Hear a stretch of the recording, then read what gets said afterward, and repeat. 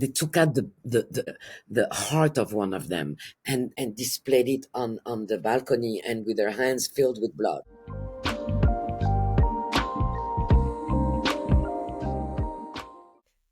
Okay, welcome everyone back to Sophie and Linda's Mood Talks. Today we do need to discuss something quite serious because it is very timely and we want to respond to it just because of who we are and of course what has happened today. So today is the beginning of the ceasefire agreement between Hamas and Israel. We'll loosely call it a ceasefire, but Linda obviously will have some information about the nature of this ceasefire agreement and her feelings towards it. I don't think it's a mistake to let everyone know our origins. We didn't really discuss where we come from, but I'm obviously Australian. I was born in Australia, but I have Greek heritage. And Linda, do you want to tell us a little bit about your heritage? Because it's kind of very, very important for the discussion we want to have today. And so I was born in Morocco in a Jewish family. I moved to France when I was around 4 years old. So I grew up I'm French, culturally, and I lived like you. I've lived in in many places. I've studied at the Hebrew University in Jerusalem, so I lived in Israel. After that, I moved back to Paris, and in early '90, I think it was, yeah, I moved to LA. I had lived in New York for 6 months prior to that, but I moved to LA and I lived there for over 20 years and came back and moved to Spain from LA, moved to Madrid, and after a year and a half came back. So this is about, a quick overview Heritage. of my heritage. And I mean, what at the end of the day, we are defined by by our experience, by our origin, by our background, and by the stories that we've heard from our grandparents. I mean, I'm sure it's the same for you. Absolutely. And we can't erase that. It's impossible. It's our psychological map at the end of the day. It is. We react to events with this, in the background. So we look at the world very differently from people who've never left their little town or Absolutely. And I think that's why it's really important we talk about this, particularly when we talk about this issue today, because obviously, I mean, I have my own reaction to it, but yours is far more emotionally connected because of your ethnic background and obviously your connection to Israel and your connection to your faith and to your culture and to your ethnicity. So would you like to inform us very quickly? The facts are unfolding as we speak right now. So, I mean, the exchange between hostages and I guess prisoners, but I'm sure you'll have some more colourful language to define those individuals. But we'll call them prisoners in Israeli prisons right now, being released in exchange for the hostages. That hasn't happened yet. So there's 3 names that have been announced of who will be released today, 3 young girls. Would you like to tell us a little bit more about what you've heard and your reaction to this ceasefire agreement? Okay, so I don't want to call it a ceasefire agreement. I think it's outrageous to even call it that. It's the release of hostages, okay? Innocent hostages, who didn't ask for anything. They just were taken away from their homes, from a festival, a peace music festival. I want to emphasize the word peace. Because most of the communities who were victims of October 7 were peacenikims, Well, that's the whole nature of a kibbutz, isn't it? Isn't that communal sort of living that's peaceful and... Yeah, exactly. So today, Rami, let me look at the name, Rami, Doron, and Emily will be exchanged with 33 terrorists with blood on their hands who have murdered, raped. What terrorists do. This Well, we is need to, can I just put a disclaimer that these are people in Israeli prisons for a reason. They've been tried, they've been convicted, found guilty of terrorist acts inside Israel proper, right? So there's a reason why they're in jail. We need to get that clear. exactly, and it's not that they deny their crime. Okay, that's the thing. They've never denied their crime. On the contrary, they're claiming, they're proud of what they do. So that's the first chap. I mean, like, that's the introduction of that deal, and the deal has, I think, three phases. Is divided in three phases, if I'm not wrong. So the first phase should be the release of 33 hostages. Some, not all are confirmed alive. And this one, and the terrorists that are going to be released had got life sentences, um, excluding the one, I mean, those who were captured, I mean, the terrorists that participated in the October 7 massacre. This should last about 42 days. Um, there is going to be, I mean, there is a negotiation still going, I mean, still taking place regarding the Philadelphia corridor, and it's a very important point because this is where all the weapons are going through, are smuggled. I mean, they call them smuggled, they're not smuggled. What do you think, that the Egyptians are not a part of it? I mean, after that, I'm going to tell you what I think about the Mm. deal in general. So on phase three, all the hostages should be released in exchange for close to 2,000 terrorists. So you see, Can, yeah, can remind us how many hostages are left? 96 something? How many are left? there's a total of 98, I think. 98. So if they release the three today, we know some are dead. They already confirmed that some are dead. Okay, so the feeling of many, not only me, and not only Jews, the feeling of many is that we have two emotions that are battling each other. One is the relief, for sure. If it was my daughter, if it was my sister, if it was my friend, I would fight for her release. And also disappointment and anger, because it's presented to us as the only option that was available. Mm. And I don't believe it was the only option. Douglas Murray said something, and it's exactly what I think. If on October 8th, all France, I mean, the EU, the US, Australia, I mean, the free world would have requested from Qatar, okay, Mm. on the condition that if they don't do it, all diplomatic relations will be broken and all their assets frozen, the immediate release of the hostages. And to consider that, and to see that Qatar is even considered as a honest broker here.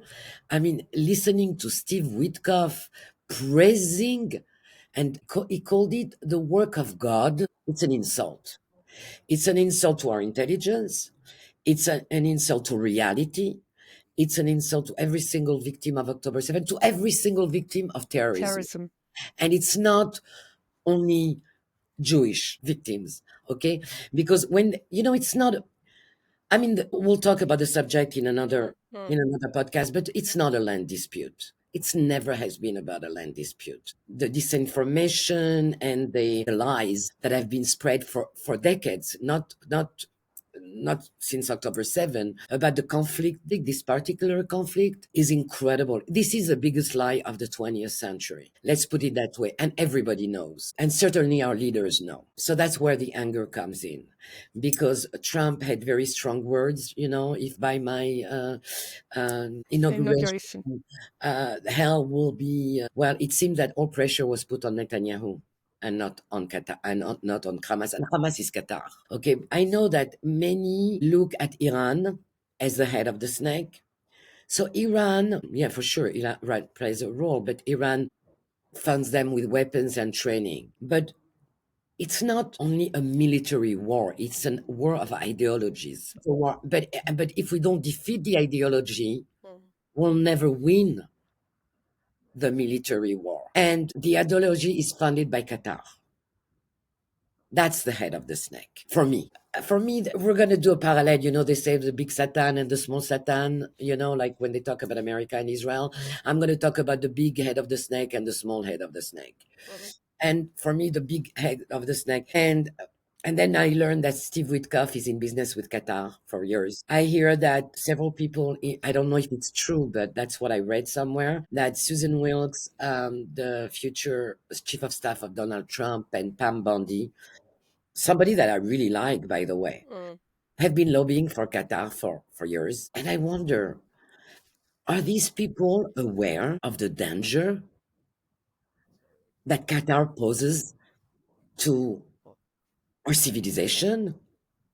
I'm not sure. I'm not sure, Linda. I'm not sure that they're aware or whether the money is just too lucrative at this point because Qatar is flush with cash and it's willing to spend it everywhere, clearly. But It has both influence on the right and on the left everywhere. mhm, It has, like, for example, I mean, the Muslim Brotherhood has used two arms to radicalize, mm, okay, to indoctrinate. One is social programs, and the other one is education programs. mm, In France, okay, in France right now at this time, sports as education supports, for kids who have learning problems.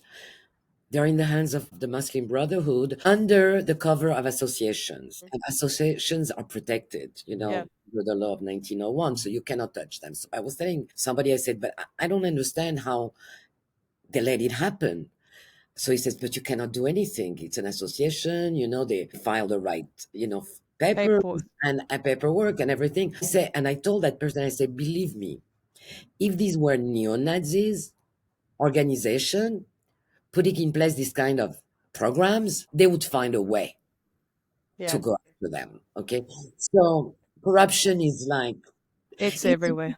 it's impossible for the Muslim Brotherhood to have done what they've been doing for, I'll say, let's Decades, decades. since the sixth, but really, really, really, really with full, power since the 80s. Mm, If they didn't have any help from the inside, it's impossible. mm, So we can blame them, but I don't expect anything from them. It's like I don't expect anything from terrorists. mm, But I, ex- mm. I want the people who knew, who know, and still are going along. Well, as a small parenthesis here, clearly there is so much involvement of politicians, of specific political parties, of political interests and council groups that in these certain areas where a lot of these associations do a lot of their charity work, they're well aware. It's the same thing in Britain and the same thing that Britain's facing right now, which is the grooming Yeah, scandal. It's yeah, the same rot that's risen to the top. It's this corruption and conspiracy between these interest groups that all have their own back pockets that they're looking out for. So these are the people. The question is, you got to dig a little bit to find where in France, where in these other countries this is happening. But it's interesting to note, and I think everyone should know that maybe they don't know that the Muslim Brotherhood is actually outlawed in a lot of the um, country. other Arab countries, particularly the Islamic countries of the Gulf states, excluding Qatar, of course.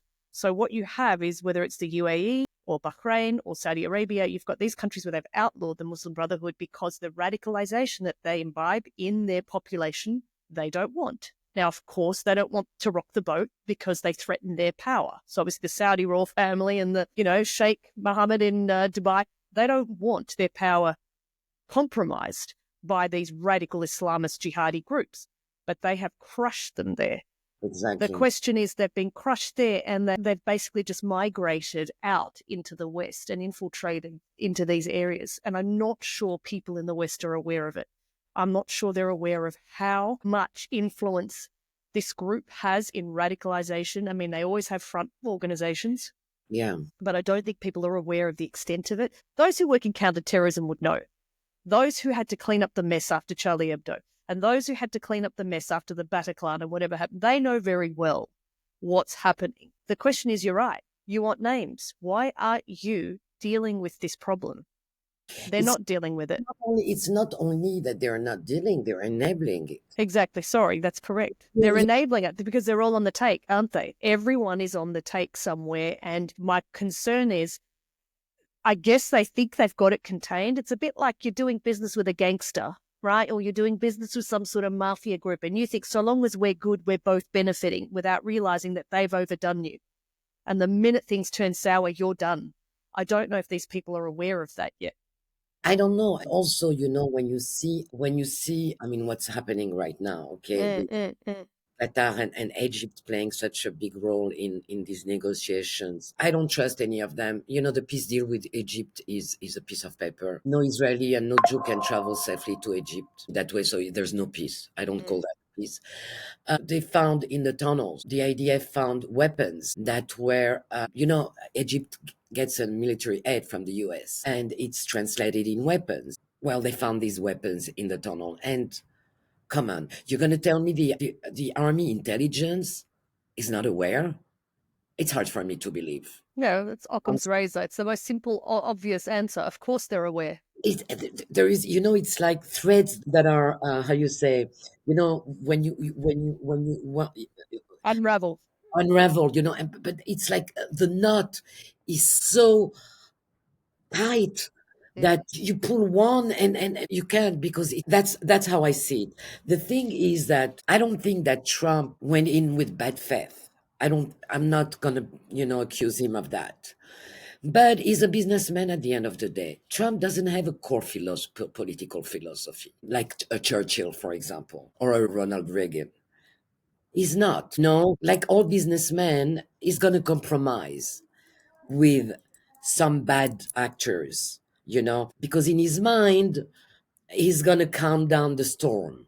mm. He's going to bring the storm to a quiet. Like when he praises Chairman Xi or a little rocket man. Come on. Last week I lost it when he called Erdogan a personal friend. Yes, yes, yes. That's concerning. Disconcerting, I should say. Very disconcerting Like, for are, many, many people. it's like, okay, make America great again. I don't see that here. But he's got some people in his circle that I'm not going to name them here, that are compromised, and they got his ears. Many of them are in the isolationist camp, Mm. you know, because these are people who think that you can contain evil, and that if you're not getting involved, then evil is not going to eat you. And it's the same thing with a big part of the left. I mean, the left, they're anti imperialist, blah blah blah. They're anti-West, Mm. but they really, I think they have an inability to see evil, to see it, to recognize it. No, I think they are so ideologically their zealousness. I mean, it's turned into zealotry, right? And they cannot see beyond. I mean, they can't recognize evil in front of them, but they can recognize it from 2,000 years ago, or from 500 years ago, or from certain groups that they can, pinpoint. Well, you're evil, I'm not. And there's always an excuse. It's always in the name of. If you'll notice, you speak to a leftist, no matter what horrific acts X does, it's justified in the name of some greater evil, and that greater evil is always the West. It's always colonization. It's always something else. They can't see it. So that's it's a disability, because if you can't see, then you are disabled from actually taking action and preventing any further damage being done. At the moment, we're in big trouble. We could talk about the left and the Yeah, issue with education. Maybe we could go over it, but that is definitely a story for another podcast. What I did want to circle back to, since we have this ceasefire, and of course, we loosely use that language, of course, I do want to talk about October 7. I don't want to rehash horrible memories, but I do think it's important for an audience to understand, because I've heard so much about ceasefire, all eyes on Rafah, Palestinian deaths, blah, blah, blah, blah, blah, blah, blah, blah, blah. And you have the other side saying, but what about, but what about, but what about what happened at Nova? But what about what happened at these kibbutz? But what about October 7th? but And let's go back to the beginning. I was in Israel on October 7th. it's very important. Yeah, I would like us, please share, because to get the sentiment of what it was like to actually be in the country at the time this was happening is very important for people to understand.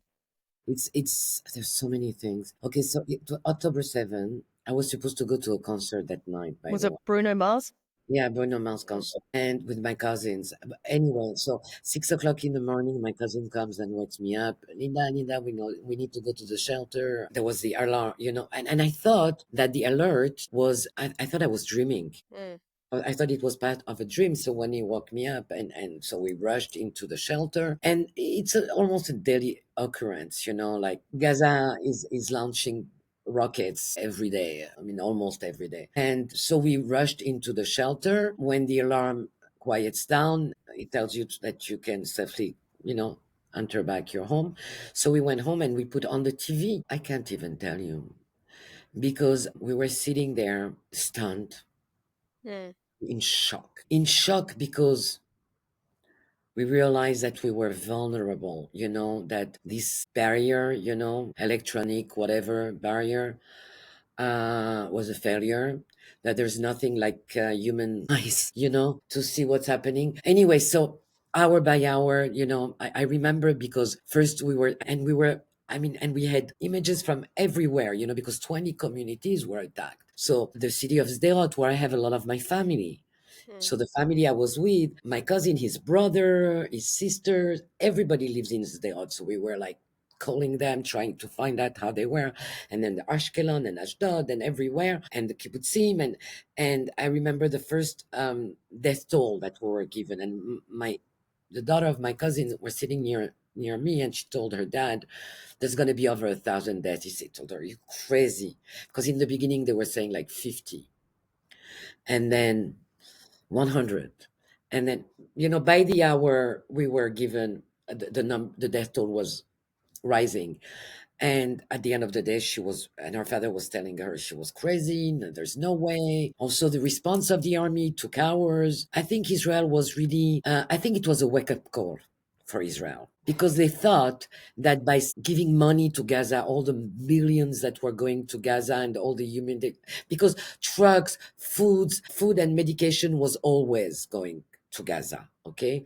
And Gaza was a thriving city. I mean, they had stores and restaurants, and everybody said an open prison, whatever. So Israel thought that by receiving all this money that Qatar was giving them, and the EU and the US and all of that, they would build something. They would, give their people an opportunity of a normal life. And the Israelis, I think, were absolutely naive on that. And something, October 7 is going to be like Auschwitz. Mm. Marguerite Duras said there was a world before Auschwitz and there is a world after Auschwitz. There is a world in Israel before October 7 and there is a world. So little by little, we couldn't go out of the house because there were terrorists and we didn't know where Mm. they escaped. So we couldn't go out. We were closing our doors, and because they entered homes and they broke doors, and so we were a little bit on the edge. And little by little, we heard about Nova. Nova. We saw the images. We saw the images on TV. We saw the images of them being dragged. We saw the burning, the house burning. We saw bodies. And then we saw the footage of the terrorists themselves. So when people deny October 7, it's like it's crazy. And I remember, so we didn't sleep. We hardly ate. We were in a state of, it was unreal. It was like watching a horror movie. But the horror movie, it's a movie. You know that when the director says, cut, everybody's fine. And then I remember on Monday, that was a Saturday. On Monday, I couldn't stay home any longer.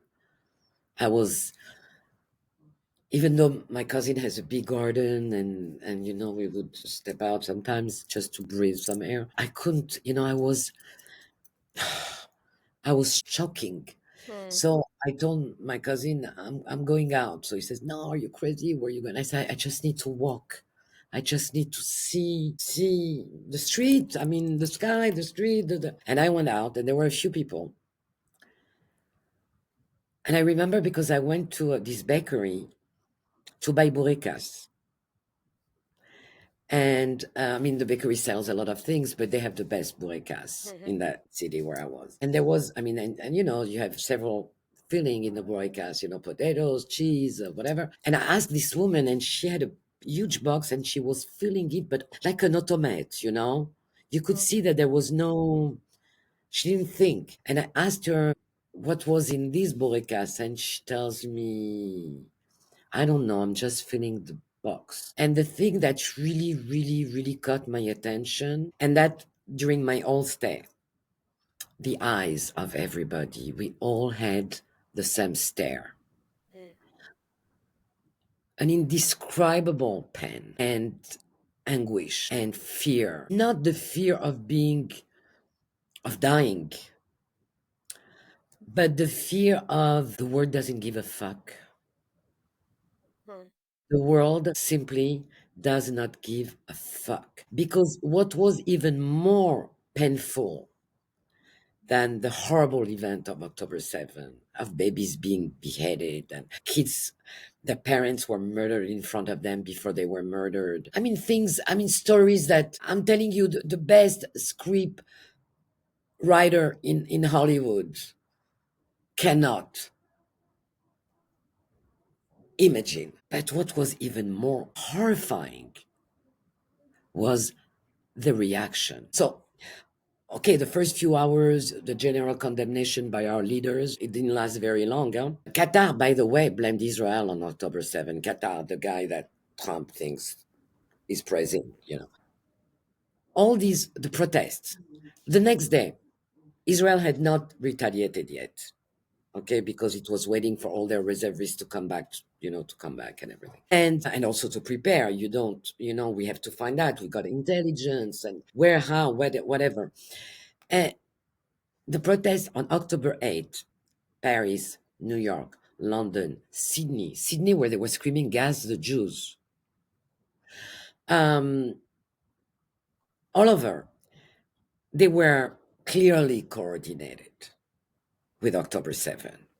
You know, you could see the professional signs. I mean, it's not the kefiers, already the symbols, you know, that were displayed. And to see that young people, not only young people, because young people are dumb and malleable and just give them a cause, you know, just to be excited and to go out and scream, and they'll do that. And when they'll be 50, they will think about this and look at themselves in shame, I hope, for them. But the left, the radical left in France, LFI, the squad in America, I mean, the extreme left, a little bit everybody, and the media and the social network, the role of the social network, TikTok played a major role. You could see that the Muslim Brotherhood had, had already organized their, you know, their propaganda on that, because it's the young people and that's whom you want to enroll. And like all the totalitarian, you know, their first target are the The young, youth. Get the the youth. youth. I mean, the Nazi youth. I mean, if it's the Soviets, if I mean, everywhere it's the youth. And anyway, and then the I mean, later on, that was later on, and all these celebrities, you know, Ariana Grande and Taylor Swift and Jennifer Lopez, and It's I have to say, it's the something I can't believe I saw. Literally the next day, protests against Israel when Israel was the one that was well, not technically, it was the one that attacked. It was Israeli victims that were shot and brutalized and murdered. And they were protesting against Israel. And I remember my head scratch moment going, what exactly is it that they're protesting about? Israel hasn't even responded yet. So it was like they were preempting. They got out a bit too early. They jumped the gates too soon and they were out there already. And I thought, surely people will see through this. This is clearly orchestrated. No, exactly. they didn't. And then it got worse and worse and obviously got more and more and more radicalized. The minute Israel, of course, did respond, then it just escalated. But I'd like you to tell us the story because I didn't know this, or maybe I did, but it was so long ago that I couldn't recall it. And this was what happened in Ramallah Oh yeah, with, it's very important because people don't know these things. And that symbolism is right in your face a lot of the time. And most people don't see this. So I'm sure everyone's aware of the pins with the red hand, you know, that a lot of the celebrities were wearing, you know, the ceasefire now pins with the imprint of what appears to be a bloodied red hand. but And I then think it's very, very important that yeah, people understand what is the etymology of this because they can try and say that this is to do with the bloodshed in Gaza and blah blah blah blah blah, and this is what this represents. However, those in the know will know. So can you please tell everyone, because I didn't know this until you told me, and of course then I went and checked and I was horrified that these people are wearing pins outwardly showing this. But please explain the origin of the two okay? bloodied hands, please. So it's two soldiers that lost their ways, In okay, Ramallah, in the West Bank somewhere. Mm, and they lost their way, and they were taken by these savages. I have no other word, okay? mm. Yeah. Palestinians are no victims; they're savages, For okay? the people that did this, there's Yeah, no words. Yes.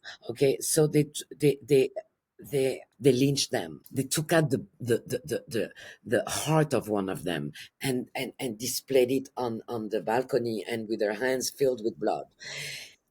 And This below they were cheering in support in support, of what they'd and done. this would never happen anywhere. Okay, I mean there are conflicts all over the world and some horrible conflicts, but anyone who can see that as a symbol of resistance is a psychopath. Because the French resistance never killed civilians, never lynched anyone.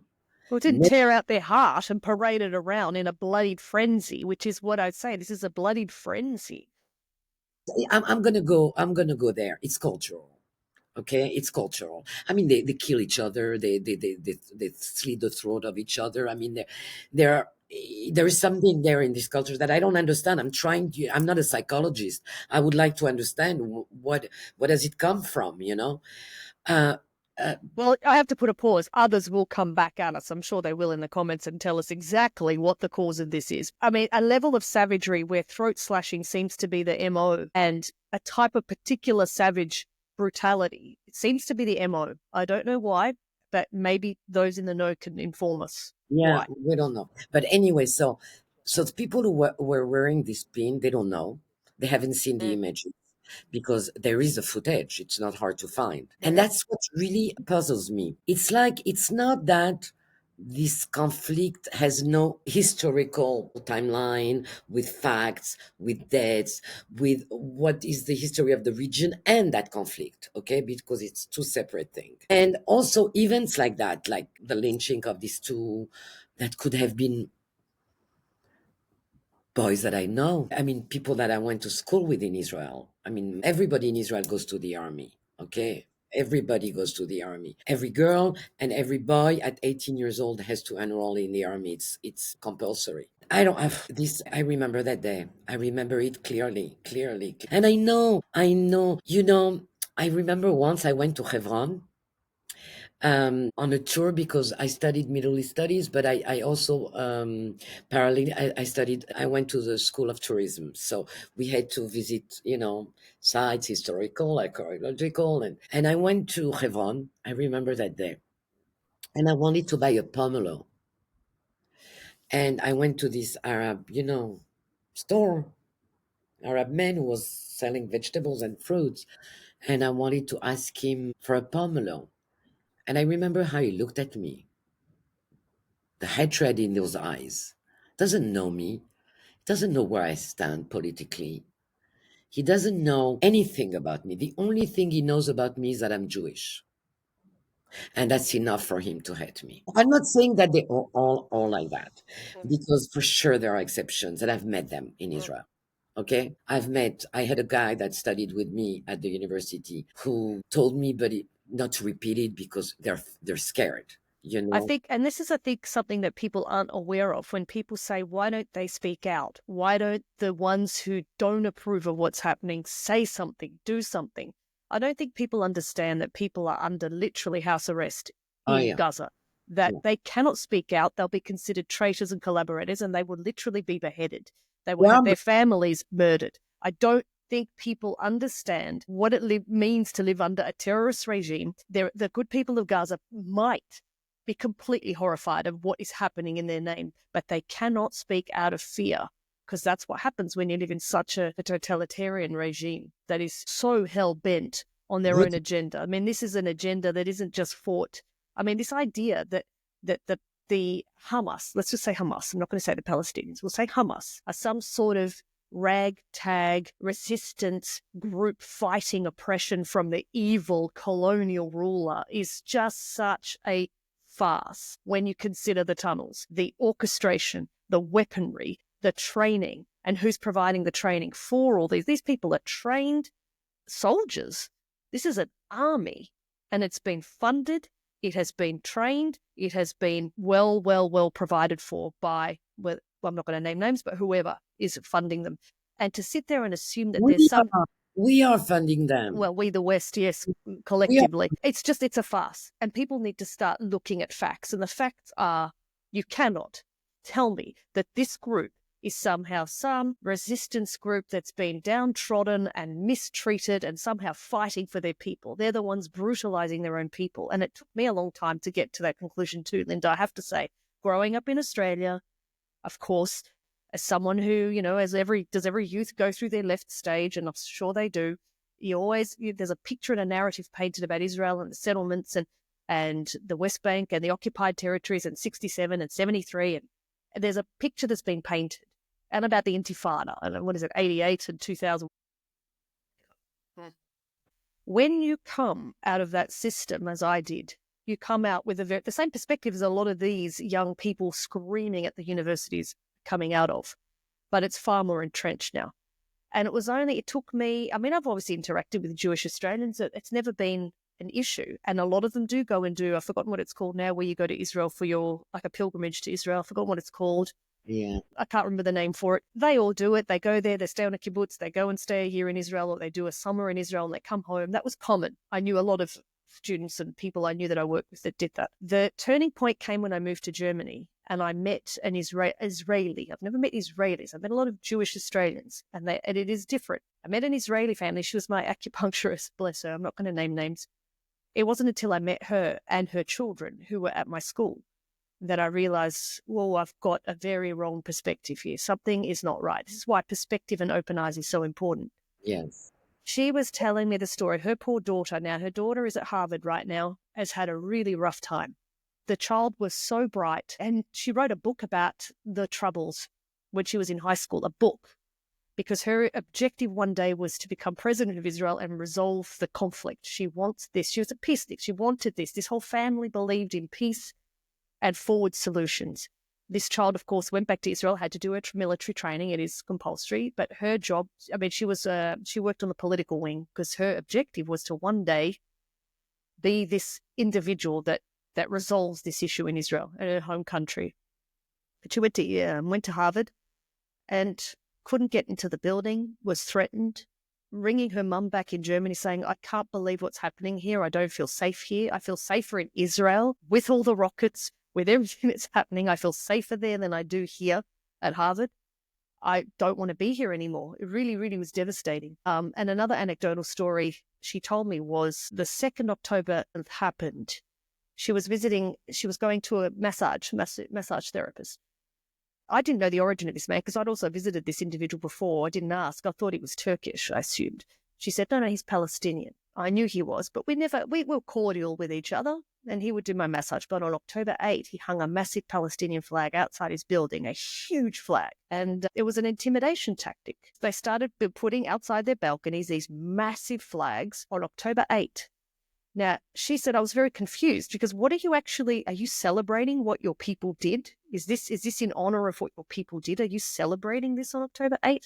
Or is this a resistance? Well, this is where the lines are very confused. And I'd love to ask anyone, any Palestinian, what were you supporting? I don't find, when people say the lines are blurred. No, they're not blurred. That's what they stand for.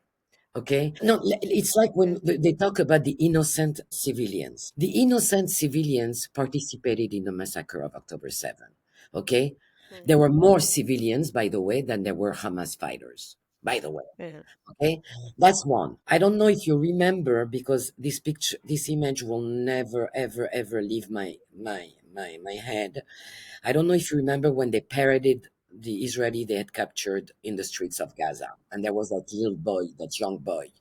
Don't remember a young boy. I do remember Shani Luke. I don't remember a young And boy. funny look, and children were beating him. Children. Okay, listen, it's a war of information, and everybody says, for years, people says, Israel Hasbara is not good. Hasbara is communication. Israel Hasbara is bad and everything. And I believed it myself for a while. Nah, it has nothing to do, because the truth is so easy to find. Okay. Like, for example, you remember that hospital that they said that Israel had bombed, and then they find out it's a rocket from the Islamic Jihad. Okay. And thank God for the IDF, who has like technological superiority that could find that, okay, that could prove it. And it's everything is the same.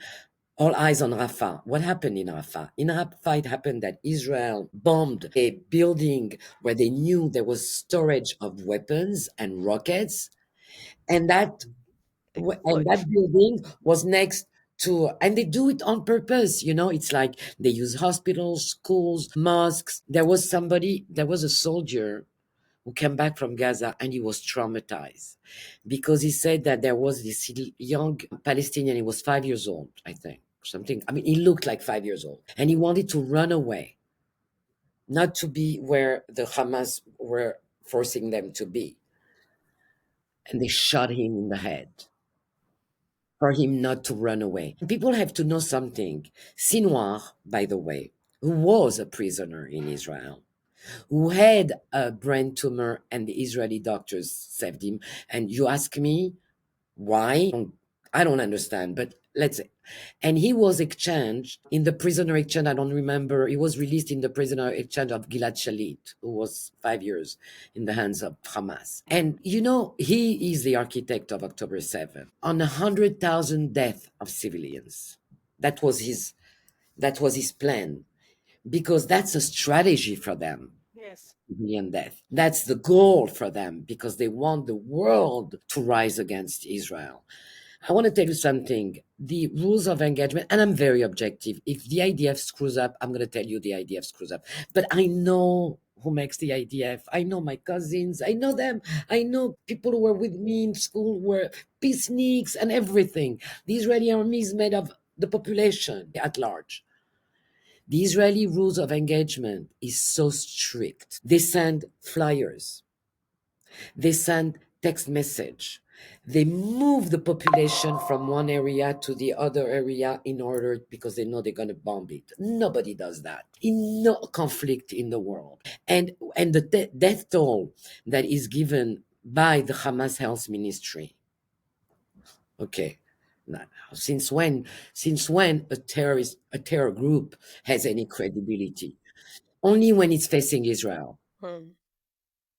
The death toll, okay, 20,000, 30,000, 40,000. I mean, in a second, when that hospital, I don't know if you remember, when that hospital was received a rocket from the Islamic Jihad, in a second, 500 deaths.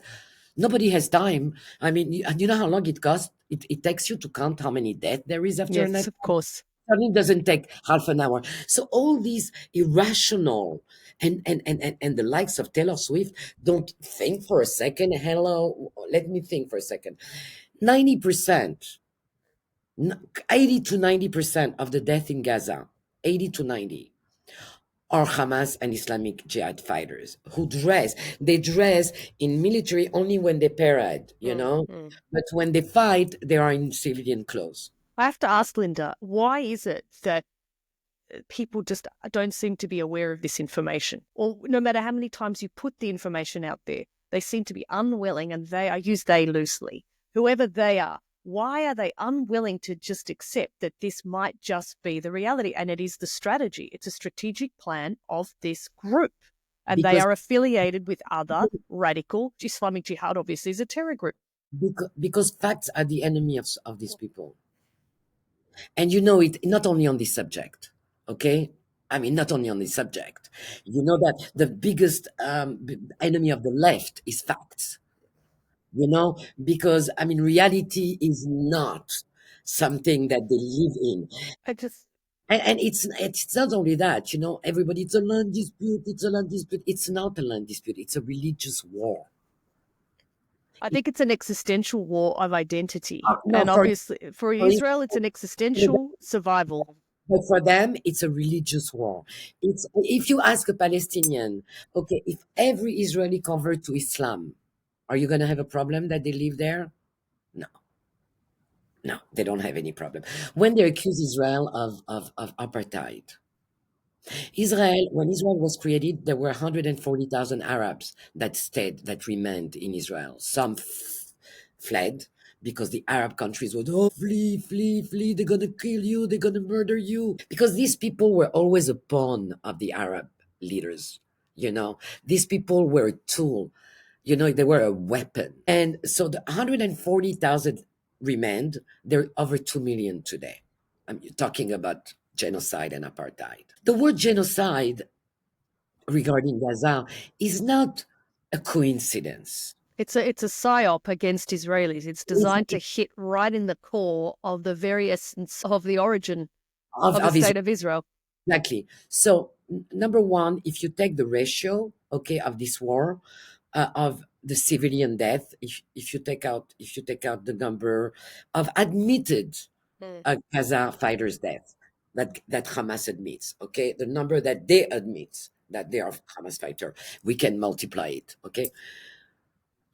It's the lowest ratio of civilian casualties in any conflict in the history of conflicts. And it cost Israel 900 young men to achieve that because they could have carpet bombed Gaza, turned Gaza into a parking lot Mm. because there's nothing worse than urban warfare. You know it. I mean, we all know it. We've seen what happened in Iraq and Afghanistan and everything. It's very treacherous and dangerous. But Israel has done it because their hands are tied. Their hands are tied. And what I would like to tell Trump and everybody, I'm not going to talk to the left. I don't care about them. I really don't. Because they'll be the first victim of the Islamists if they, God forbid, ever take power. I would like to tell them, what do you think? Do you think that this is going to stop at Israel? Do you think that the ideology that breeds this conflict is going to stop at Israel? Are you crazy? Linda, there's no further proof that if you have any sort of geopolitical understanding, right, or knowledge, you'll know, of course, it's not going to stop at Israel, but it doesn't even stop with them. I just need to go back to what they did to former Libyan leader Gaddafi and Yeah. how they killed him and how the brutality and savagery of his execution. He wasn't even executed. I mean, he was impaled in the most grotesque way. And people don't, and then you have Hillary Clinton laughing about it. It's just an insult. When you see what they do to their own People. people who don't comply, who don't follow the extreme, radical, jihadi perspective that they might have, and that's a clear sign. Well, what the hell are they going to do with us? If they are willing to do that to their own, well, of But course they're going to. but you remember ISIS? I mean, ISIS? Oh, are they last year or are they last year's trend? I'm Yes, not. of course they're open by ISIS. Yeah. You remember when they burned that Jordanian pilot in the cage Yes. alive? Do you remember when they beheaded the journalists and their hostages? Do you remember when they enslaved the Yazidi woman, or still enslaved? And I want to pause for a second, ask all these freaking journalists, fake journalists, because they're all political activists. Mm, We mm. know, okay? There are hundreds of conflicts in the world. There is a true famine happening in Sudan where children are really dying. There are tens of conflicts, dozens of conflicts in Africa and Bangladesh, and I mean, all over the globe. Why that focus? Why is the Palestinian cause that holds all the space? Why do they have a dedicated refugee agency? Why? There is one refugee agency for all the refugees of the world and one specifically for Orphans. how many billions are we going to put on this cause that, for me, it's a manufactured cause, because when Gaza was under the Egyptian rule and the Judea and Samaria, I'm not going to call it the West Bank, its name is Judea and Samaria, was controlled by Jordan, there was no call for a Palestinian state. There was none. When did it really blew up? After 67. And what was 67? It was the Arabs, because Israel has accepted every condition. When the UN in 1947 established the partition, they proposed a partition, Israel said yes, they said no. Every along the way, Israel has said yes, yes, yes, yes, and they refuse, I refuse, think all they'll ever say is that it will go back to the colonial rulers, the British mandate, who are always doing the favours of the Zionists, and therefore Israel, of course, was going to accept the terms because they were favourable terms, and the Palestinians, whoever they might be, because, well, I guess the Arabs who are living in that region are always going to get the raw end of the stick. That will be what they'll say. That's what they'll always say because like so. Let me feed them with some facts. What about Jordan? What about Jordan? Jordan was established what in 1946. I don't remember when was Jordan. What was Jordan before that? No, but it was Transjordan. It was part of the British, wasn't it? Part of the French mandate, uh, wasn't it? British. Was Transjordan? Transjordan was oh no, it wasn't Yeah, Transjordan part of Syria as well? I don't know, but I think it's the British that Mm, pushed for the establishment mm, of the Hachemite. I don't know you mm. say Hashemite, yeah. Hachemite rule. Uh, by the way, whose population is 90% Palestinian. I don't want to call them Palestinians because you know the word Palestinian is so confusing to some people because they think that the Palestinian is an entity, like with an origin and a history, and there was never any sovereign entity called Palestine. There's no rulers of Palestine. There is no currency of Palestine. There's nothing of Palestine. This is a land that throughout the centuries was invaded and controlled by various uh, Yeah, powers. powers. Okay, Babylonians, the Roman, the Greeks, the Mamelukes, the Egyptian Mamelukes, the Ottoman Empire. I think it was 400 years rules, if I'm not wrong. And then the British mandate at the end of World War I, because Turkey was an Lost the ally, war. lost the war. So Britain and France Mm. shared the area. There were always a Jewish majority in that land. We were exiled by force. We didn't leave by will, but we were exiled by the Romans. Okay. But some remained there, and they were always returning and returning and returning and A returning. movement. A movement. During the 7th century, I think when the Arabs started their conquest, so Arabs also came into this land. And then more Arabs came during the Ottoman Empire, and then during the British Mandate, because the Jews who lived during the British Mandate had started building some kind of an economic life, with institution, with hospitals and school, the University of Jerusalem, and kibbutzim and moshavim. It's the first sort of stages of a sovereign nation being built, established. Yeah. Of establishing a state. So some Arabs from other part of the British Mandate wanted to work, and so they came. So there is a mix of everything in that land. But we are, in fact, Israel is a success story of decolonization because this is our land. We always looked at Jerusalem. I mean, in our prayer, we say in Passover, at the end of Passover, what we say is, we'll go back to Jerusalem next year in Jerusalem. That's the sentence. Okay. So it was always, and if you see writings of Mark Twain and Monterland, the French writer, and people who visited the Holy Land, they always talk about these Jews, and it was also mostly not habited, there was Well, a nobody lot of it's a desert. So mostly. And the Jews started to arrive all the time during the Ottoman Empire, and there were always some migration. The biggest migration started in the beginning of the 20th century after pogroms and everything like that in Russia and in Poland. And little by little, Jews started to arrive. Unfortunately, they could not come during the Second World War because the British were very, very restrictive. And it's not true, and the British mandate was not favoring Israel. Not at all. Not at all. But the British Foreign Office has always been a cesspool of anti-Semites to this day. To this day, Churchill had to fight with them. When Ben Gurion was a visionary, and so he knew that the day that they would establish a state, the Arabs will attack them. So he wanted to train young people to be able to become fighters. They enrolled in the British Army. It was called it had a name, the Jewish Brigade.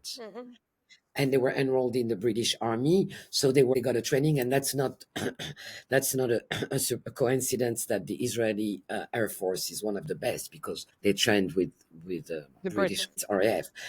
And I don't know why I just lost my train of thought, but he was a visionary. He knew that they would be attacked by Iraq, Syria, Egypt, five countries attacked Israel in 1948 after they had accepted all the conditions. And I want to tell you something. It was tiny, tiny, tiny, tiny. Okay. And Israel said, okay, okay.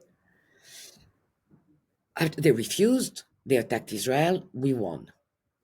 But East Jerusalem was in the hand of Jordan, with all what they call Judea and Samaria or the West Bank. And then in 1967, they attacked us again. Why? Why in 1967? So 1967, they attacked us again, and we took some territories as a security It's a buffer. buffer, like the Golan. Is that what the Golan's taken?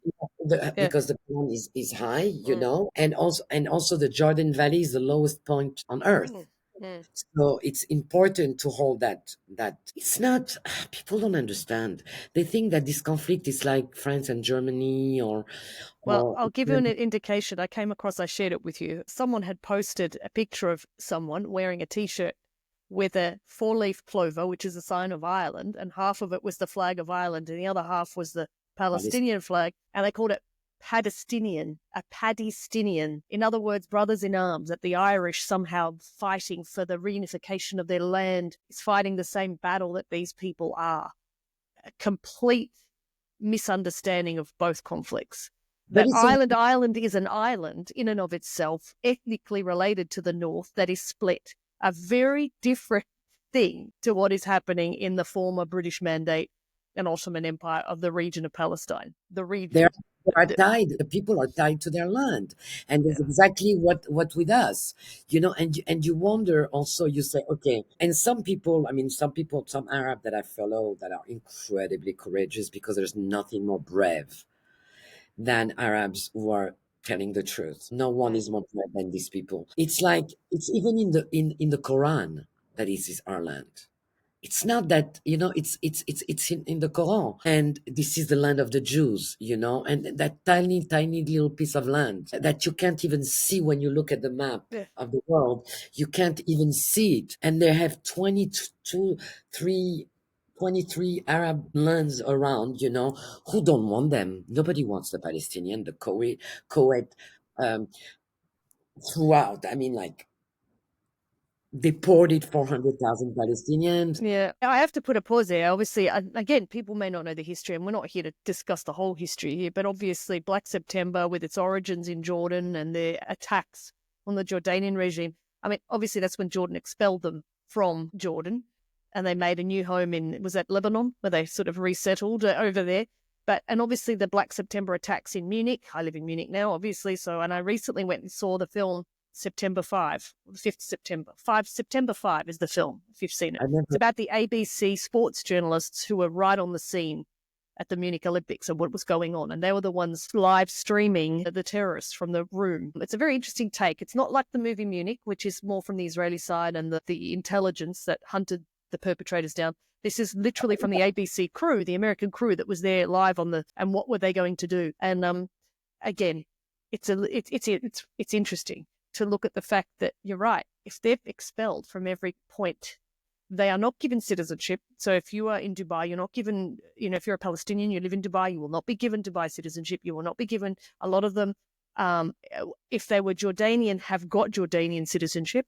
A lot of them carry the blue passport still. They refuse or they are refused Jordanian citizenship and they walk around. Now, all these things add to the complexity. It's not a simple, clean-cut case of here's two islands, the north and the south. One's controlled by Britain, the other one wants independence.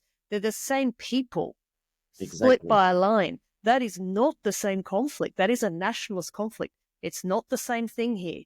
And I think people still think this is some clean-cut, black and white case of it's theirs, we return it, we go to two-state solution, and they don't even want a two-state solution.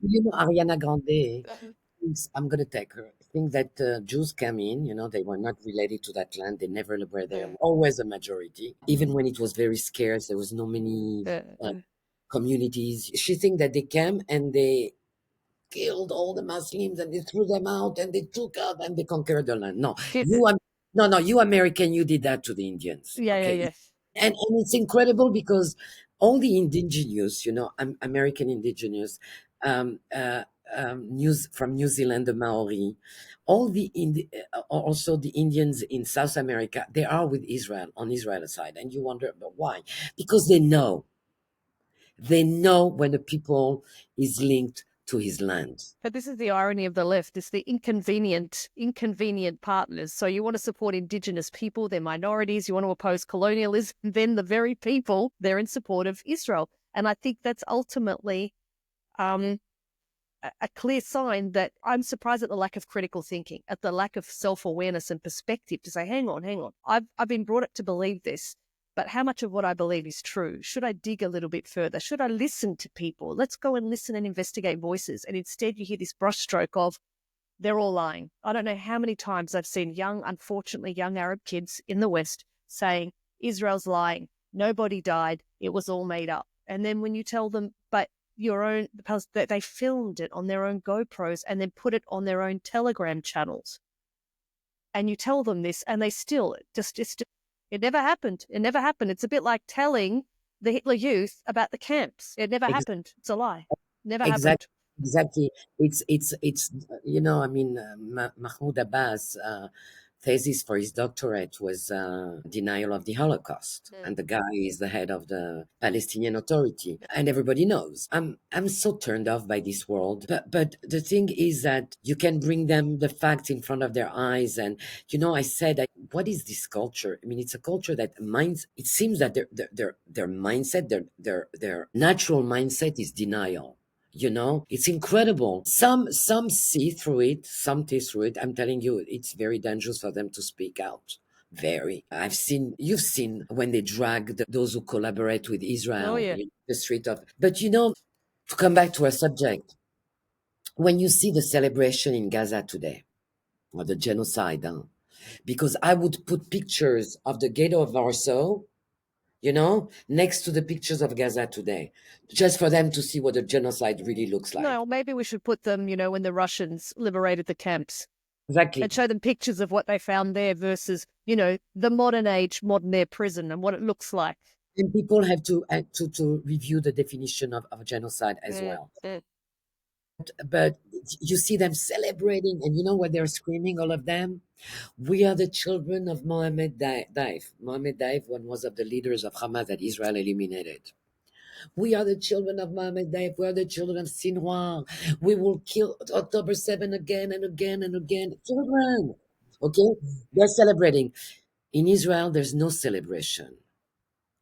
They're happy to have the hostage come back, but it's not a celebration because we know the cost of this deal. Okay, so to conclude, Yes, yes. We're going to need because to wrap it up. Yep. yeah, to conclude about the deal, and also there is something else that I wanted to touch is the rise of anti-Semitism. Yes. So there is no rise. It's not a rise. Language is the tool of the totalitarians. They use language.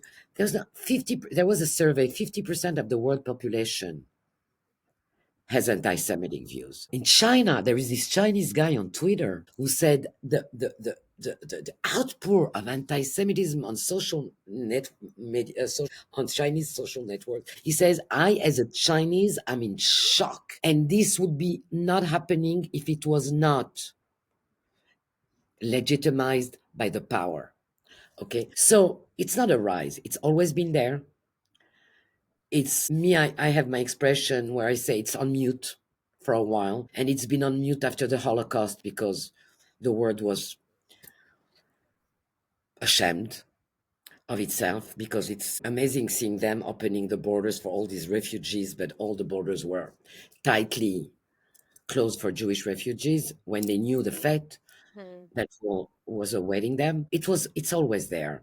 Jean-Paul Sartre famously said, if the Jew did not exist, the anti-Semite would invent him. So they claim that we control the world. Doesn't look like it. Control the media. It doesn't look like it, that we are all rich.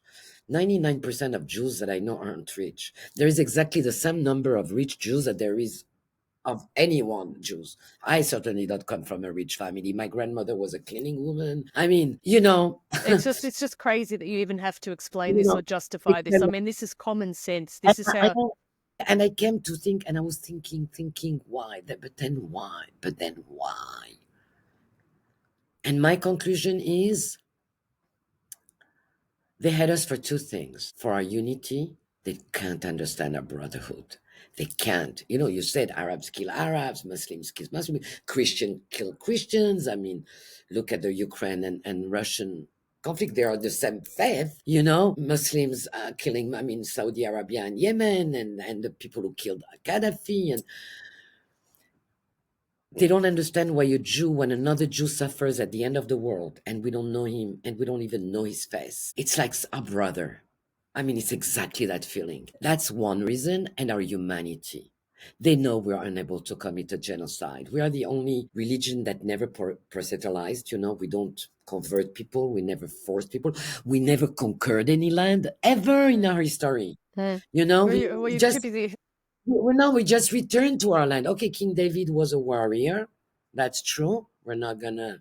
Okay, King David was a warrior. He was like listening to God or whatever. But when all these leftists talk about colonization, of the West that we left hundreds of years ago, or some later, like France decolonized and Britain decolonized, like, Much later.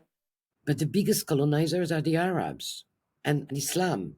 And that's one colonization they never reference. Because if you talk to people in the Maghreb, in Morocco, Algeria, Tunisia, they were colonized. They tell you we're not Arabs.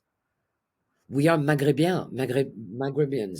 But anyway, to conclude everything, and my conclusion was what was that deal, we'll see. I hope to think that there is some unspoken parts of that deal that we don't know about, because Bibi Netanyahu is a clever negotiator. I don't think he's gonna give in that easily. We don't know what's behind all of that. At the present, it's not a deal that I really love, even though I'm happy to see these people coming back home. And what worries me more than anything is the level of anti-Semitism in the world, which means that nothing has changed since 1930s. I The want to bring 19 that up for another podcast. I think we need to talk about that. And in light of the growing, I'm going to call it jihadi threat. I'm not going to mince words. This is what we're dealing with, a growing Islamist threat. You didn't tell me what you felt about that deal. I'm looking at my battery that's about to die. I'm going to have to wind it up because my battery's about to die. But I think the deal is it's a pause button. Let's just pause. I mean, the fact that you have to cut a deal to release a baby is beyond the pale to me. You're not exchanging prisoners for prisoners here. This is normal exchange, and these sorts of exchanges happen. I mean, when they used to hijack planes and demand the release of prisoner X and Y. We're talking. I mean, I don't know. We're talking about babies and children and young kids in their early 20s here.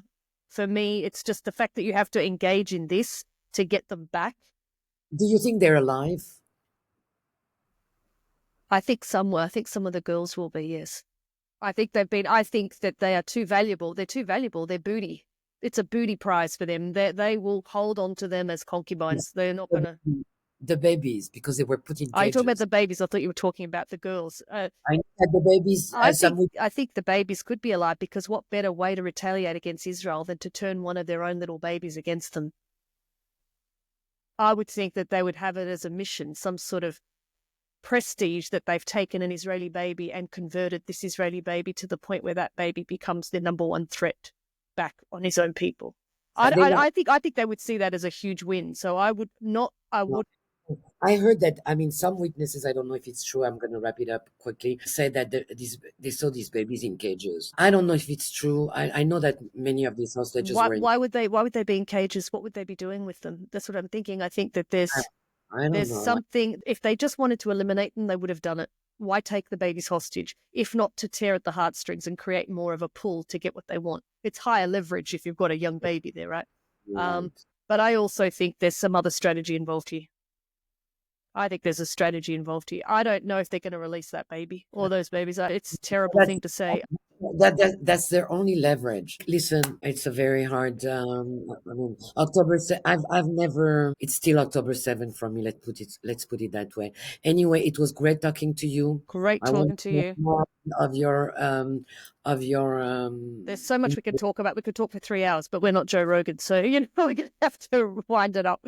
at the end. We don't want to bore everybody, even though I don't think it's boring. It was great speaking to you as always. It's Great. great speaking to somebody that's intelligent and informed. Oh, great to speak to you. Thank you for your insights as well. Appreciate it. Bye, Thank Sophie. you. Thank you. Bye. Bye.